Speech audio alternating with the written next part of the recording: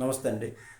Baloch rebels ఈ మధ్య కాలంలో స్వతంత్ర ప్రతిపత్తిని ప్రకటించుకున్నాయి.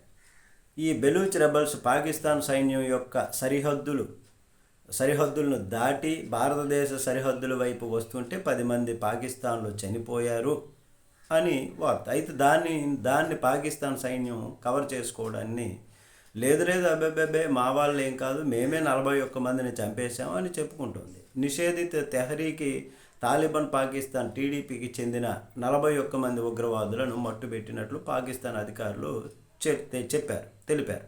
ఆఫ్ఘనిస్తాన్ నుంచి దొంగచాటుగా పాకిస్తాన్ భూభాగంలోనికి ప్రవేశించేందుకు ప్రయత్నించినటువంటి వీళ్లను భద్రతా సిబ్బంది అడ్డుకున్నటువంటి సందర్భంలో జరిగినటువంటి కాల్పుల్లో వీళ్ళు అంతమయ్యారని పేర్కొంది. గిరిజనుల ప్రాబల్యం ఉన్నటువంటి నార్త్ జెరిస్తాన్లో వివగ్గర్ ప్రాంతంలో శుక్రవారం రాత్రి ఈ ఘటన చోటు చేసుకున్నట్లు చెప్పుకొచ్చారు. అనంతరము ఆ ప్రాంతంలో దాగి ఉన్నటువంటి మిలిటెంట్ల కోసం పెద్ద ఎత్తున గాలింపు చర్యలు కొనసాగుతున్నాయి అని చెప్పారు.